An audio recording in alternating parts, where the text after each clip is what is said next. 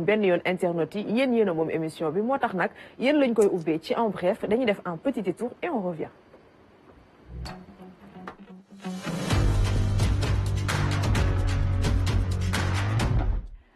alors ñu ngi ci mardi deuxième numéro bu semaine bi certainement internautes yi wax nañ ci lu bari Hassana ma bàyyi la rek nga déroulé ak suñu ay internautes. waaw baax na jërëjëf maam gars yi nag gars yi instant am na ñenn ñoo xam ne ñu ngi may message ci suuf nga xam ne moom maam Khoudia affaire dafa war a ci ubbi kii partie dédicace yaa ngi fàttali ko dédicace. waaw gars yi may dédicace téeméer.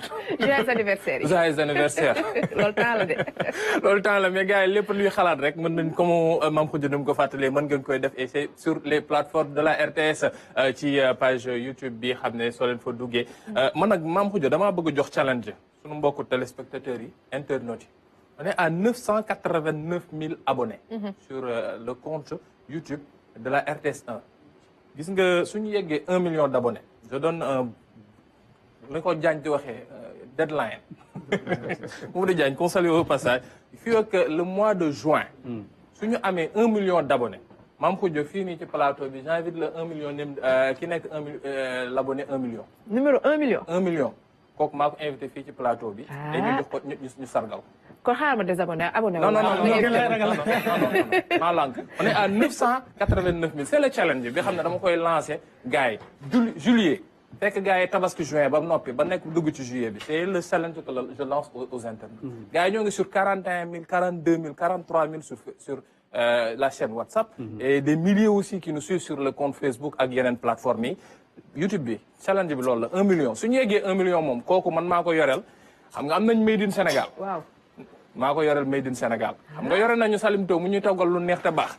maa ko yoreel Salimto boobu noonu. donc ne vous inquiétez surtout pas. 1 million bi affaire day mat de. man mënu maa inscrire. maa lànk te bon sur affaire bi am na lu des mais surprise la dama koy nëbb ba en attendant. mbaquus dama koy nëbb mbaquus boo xam ne dama koy nëbb en attendant mais vous pouvez donc nous suivre sur ces plateformes là Mame Khoudia gars yi nag xam nga yenn saa yi macha allah dëkk bi dafay yenn saa yi baax ñuy fàttali.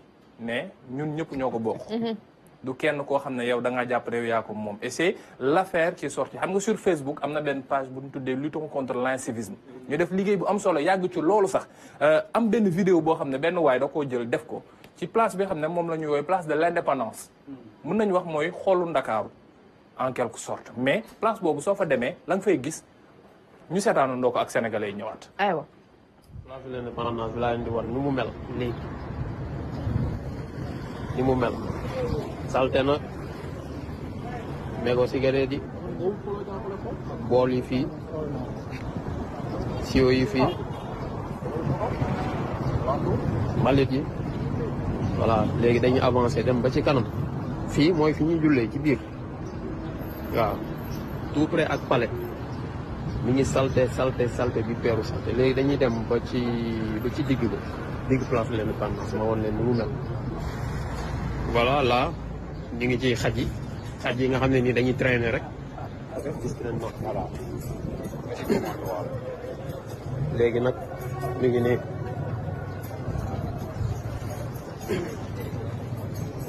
à vous de juger.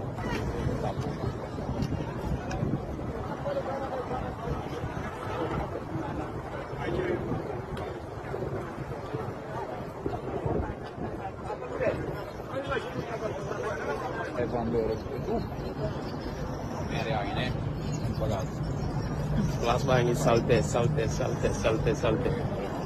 mais lii ndax autorités yi tamit gis nañ ko wala boobu ndax ñu ngi liggéey pas normal.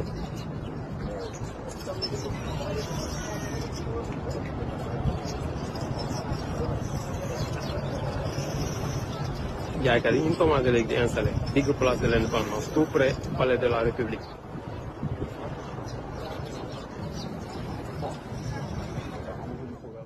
C'est un décor vraiment pas beau à voir. C'est un décor macabre. Osons le dire, c'est un décor macabre. Pour finir, vous voyez, place de l'indépendance, tu es primature nekk fa, tu es palais de la République nekk fa, tu es pas loin ay hôtel de la place ak ay banque ak ay place yoo xam ne. hôpital principal. hôpital principal nekk fa. affaires étrangères nekk juste à côté. juste en face sax mën nañ ko wax fi xam ne moom mooy. chambre de commerce chambre de commerce nekk ci wetam.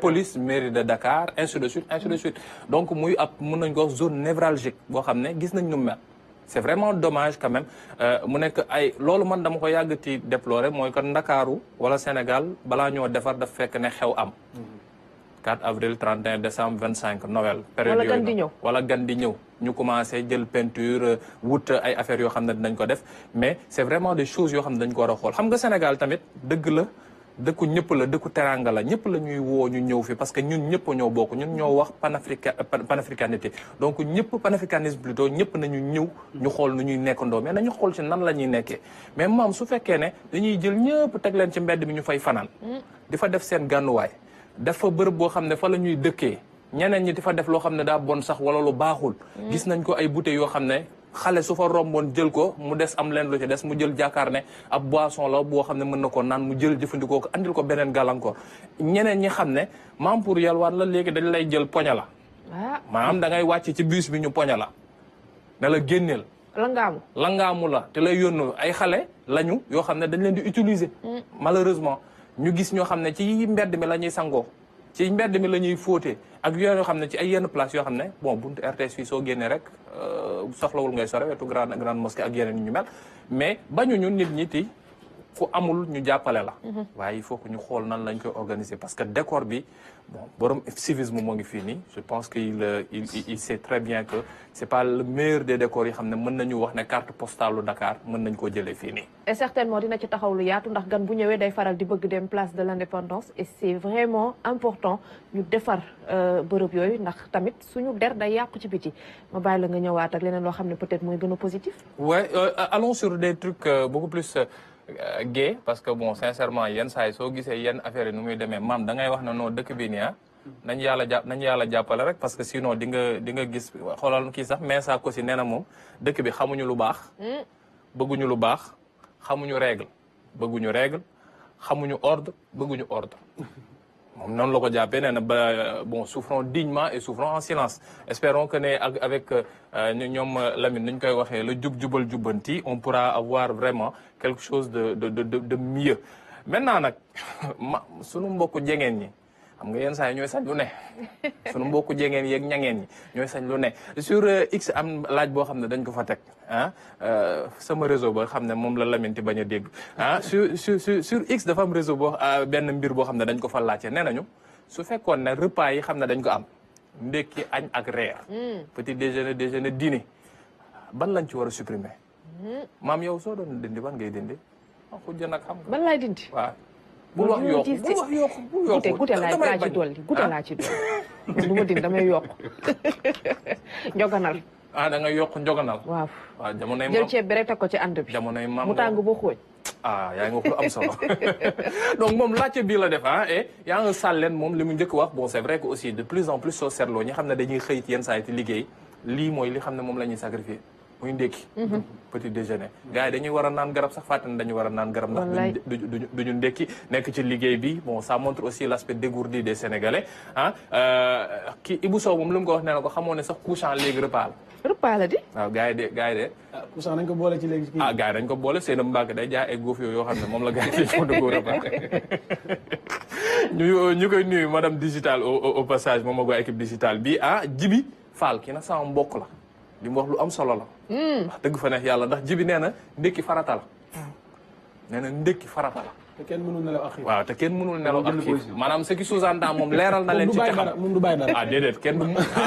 moom bàyyi na añ ñun fal leen dañuy am lu ñuy bàyyi sar moom bàyyi na añ damay faral di dégg ñu naan ndékki mooy le repas le plus important de la journée waaw loolu la diététiciens yi di wax de waaw est-ce que diététiciens yi dañ koy wax de mais après bon dañuy déglu kii xam nga am nañu tey gan am nañ gan boo xam ne war rabbul kaaba su ñëwee dina la wax affaire yi ban la ñu war a bàyyi est-ce que am na bu ñu war a bàyyi war bu ñu war a bàyyi Ousmane Ba Mansour Thiam nee na 3 repas yi moom bu ma ko mënoon yokk Thiam mais Thiam ñan ñoo leen di summi saareen yi Saara waaw d'accord léegi moom Mansour Thiam bii na waa ab saareen yi wër ko sur Facebook ñoom Khoudia Sarr maquillage Khoudia na ko dem wër ji sur Facebook sama toos njàpp Thiam mu ngi siraal mais xam naa ne moom tamit ndeysaan sama yaay Thiam la sant na moo tax du ma leen mën a wax dara waaye donc saareen yi faw ñu jaar fa nee na moom 3 repas yi bu ko mënoon yokk sax moo koy gën a moom loolu la gis nee na suñ ko yokkoon yaa ngi wax loo xam ne temps booy dafa amoon solo.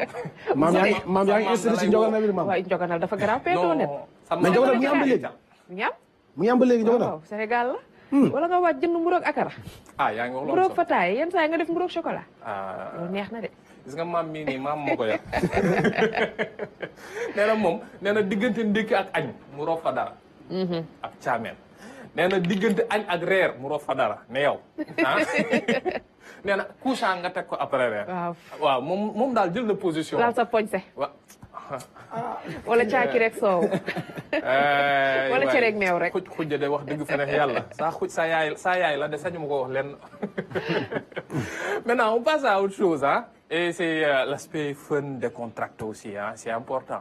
ku nekk sa yoon yenn saa yi di nga def ay voyage yu gudd. nga nekk sa kanamu volant pour ñu am volant ñu amul volant ñu nekk ci ginnaaw ñuy daw am chauffeur buy dawal yenn saa yi ñu tegal la onde fréquence rajo yoo xam ne day suus rek ba ngay yegg. bu dem beneen ñëw am ñeneen yoo xam ne rek lay tegal musique mais rek ku nekk ak la muy taamu parce que kii nee na tu as 4 heures de route à faire en voiture mais tu ne peux écouter qu'un seul artiste. kan ngeen di choisir. kii ci biir page rétro et souvenirs du Sénégal sur Facebook moom nee na. soo jëlee Keba Seck ñu koy nuyu au passage Keba Seck la révélation l'une des révélations de la musique sénégalaise nee na Keba Seck soo jëlee ñaari son am kese. man nga day live de. da koy live de. waaw am Keba du caaxaan. nee na en 4 heures de temps soo jëlee ñaari son Keba rek moom daajee loolu la jàpp nee na fi mu toll nii matal nga yoon bi Yankhoba Touré moom nee na il peut prendre moom il est kii moom ab classique la quoi parce que nee na mën nga jël Touré Kunda. waaw mën nga jël xalam nga déglu leen xalam avec les chansons mythiques nee na mën nga jël waa Pape Cheikh nga teg leen Lemzo Isolo yu Super Jamono ak Cheikh Lo ñu xam ne. kii connaisseur la de. non kii xam naa ne soo deful ndànk jamonoy disque yi ñu daan teg ci yi nga daan jël crayon bi di ko ci roulé. yaa ngi wax li maam yow maam ku yàgg dem kii nga collé dara nga. yaa Soxna Aïdara nee na yaa Youssou Ndour l'indétrônable on peut l'écouter des heures sans se lasser chaque chanson est une leçon une histoire un ressenti son répertoire dépasse largement 4 heures de temps machallah. y en a tu prends ta voiture tu n'es même pas arrivé à l'angle de leur tu n'es pas arrivé à l'angle seen répertoire jeex na donc je vais cacher le nom en bas. Aziz bul génnee tur boobu noonu de nee na ndax su fekkee loolu la damay ragal Wally Seck nee na balaa gars yi di ko attaqué. déet waay loolu xalaatam la et y a d'autres beaucoup plus spirituels comme Cheikh Mbacké Sarr nee na moom su tegee Khalil Gueye bu kuréel 1 bu Thiès. moom si koor gi am na lu am solo loo xam ne def nañ ko ñoom nee na su ko tegee rek. jàpp na ne matal na yoonam léegi nag maintenant question aux internautes yéen su fekkee ne yéen a ngi ci yoon bi kan ngeen di déglu. parce que ku nekk peut-être am nga yow duma la ci dugal parce que xam naa ne da ngay fatt colonel yi quoi. déet waay mi ngi ñaaw de. da ngay fatt colonel yi mais kan ban ci kii yi nga ciy jël. ban ci Omzo yi ban nga ciy jël. non pour nag longue distance. waaw. album Viviane yu njëkk yi. Viviane yu njëkk yi. entre nous. ay nature. kii vrai mélomane la. yooyu beneen affaire la. vrai mélomane. Jobaas waxul de. non yow laay laajte fi mu toll nii. Lamine yow man moom maa ngi ci nouvelle génération man ay At the Best. At the Best. il est bon waaw il est bien. At the Best il est bien Jobaas. bit rek ngay déglu ay bit kese. xanaa da ngay da ngay teg ci kaw. instrumental kese da ngay teg ci kaw instrumental. oto moo ci tegu. oto moo ci tegu naka la. mais attention il faut aussi préciser que ne ñu bañ di déglu musique distance bu yàgg ba pare mu fort. dafay indi acouphène te acouphène moom coono yu metti la bruit buy nekk di résonner tout le temps ci sa nopp te mënoo ko faj. mélodie. non man moom chaque jour ma xuloo ci da ngay gis ku dawal ne ci volant bi surtout ki may àndal ni di changé. day yokk son bi ba pare tey volant bi naan nii di fëgg ma naka sëñ bi dawal naa. non da nga comprendre. Badou dafay cag oto bi. day moom day feccaale ci volant bi. oto bi fecc so na moytu loolu. voilà oto bi di fecc Assane Ka moom fu mu yóbbu moo gën a sore. nee na groupe de rock Christopher Cross. ñu bëri xamuñu ko. waaw ab groupe de rock bu mythique la boo xam ne ils ont fait de belles choses moom nee na ñooñu lay déglu mais bon internautes yi gars yi jox leen ma seen ay tante yéen ñan ngeen di déglu c'est important aussi d'avoir seen avis bon kii dama leen koy nëbb ba ci kanam. kooku dama leen koy nëbb ba ci kanam mooy gan bi tey mais dama leen koy nëbb ba ci kanam wa rabbul kaaba su ñëwee di ngeen xam ne affaire dëgg la. y a notre kii kan la du jour mais y a notre kii kan la d'hier. démb. dama andi woon sama cax teg ko ci table bi Lamine Niass nekk fi woon ah mais Lamine wax nga dëgg nga ko waroon nëbb sax wax ko Lamine ne ko Lamine kii xam war na ko xàmme. piège piège la war ko waroon def mais bon pour nos amis internautes kii kan la bu démb bi donc on le disait c'était quelqu'un boo xam ne marqué na histoire Sénégal surtout histoire politique bu Sénégal ak militantisme muy Ngalandou Diouf. Ngalandou Diouf qui a vécu entre 1875 jàpp 1941 gane àdduna fële ci Ndar nekk figure politique majeure il est le premier africain bi xam ne dañ ko tab élire fële ca conseil général en 1909 la woon jamono jooju on était toujours sous le joug colonial il devient aussi maire de Rufisque en 1919 jamono jooju mooy on avait les 4 communes il devient aussi député à l'Assemblée nationale française de 1934 à 1941 il défendait les droits africains et des anciens combattants décédés le 6 août 1941 il en résidence surveillée parce que jamono jooju moom il était opposé au régime de Vichy ñi xam ne jàng nañ histoire française xam nañ ko bu baax a baax le régime de Vichy ak problème yi xam ne amoon na fa donc il est décédé en résidence surveillée ab kaso gu ndaw goo xam ne dañ ko tëjoon ci biir këram rek il est honoré au Sénégal fii nag ab stade boo xam ne mooy stade Ngalandou Diouf mais aussi ak benn lycée boo xam ne ñëpp dégg nañ ko muy lycée Ngalandou Diouf donc Ngalandou Diouf moom moo nekkoon kii kan la bi xam ne moom lañ joxoon démb et Bac Pro 05 moom moo ko jàpp il est sur YouTube moom moo jàpp affaire bi démb kon bon donc Bac Pro moom moo jàpp kii kan la bi xam ne moom la ñu andi woon démb kii kan la bu tay bi moom laa leen tegal nii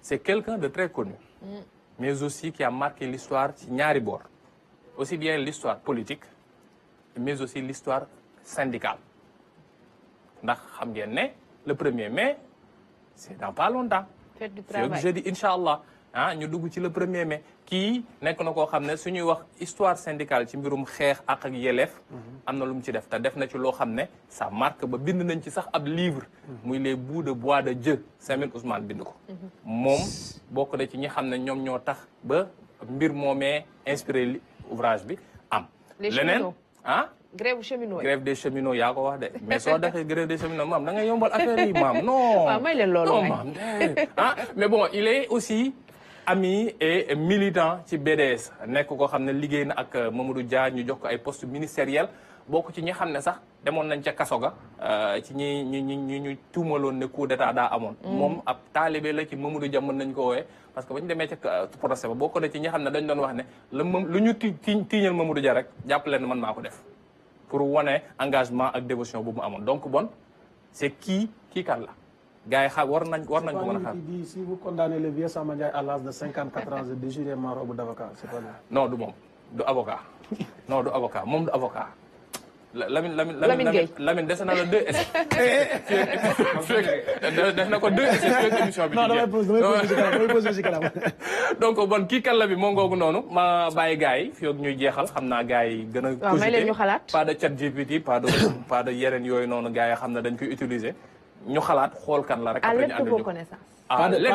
pas de tricher pas de tricherie. waaw. carte sur table. bu ngoog à l'aide de vos connaissances lay doon mbokk yi dinañ ñëw ci réponse bi tout à l'heure dinañu dalal gan tamit coach Corbeau di ngeen am info utile di ngeen am gastro ak diététique ak yeneen Lamine dina ñëw léegi ci biir civisme waaye avant tout ça on va faire un petit détour voir Jean-François ñëw ci biir Zapping Digital.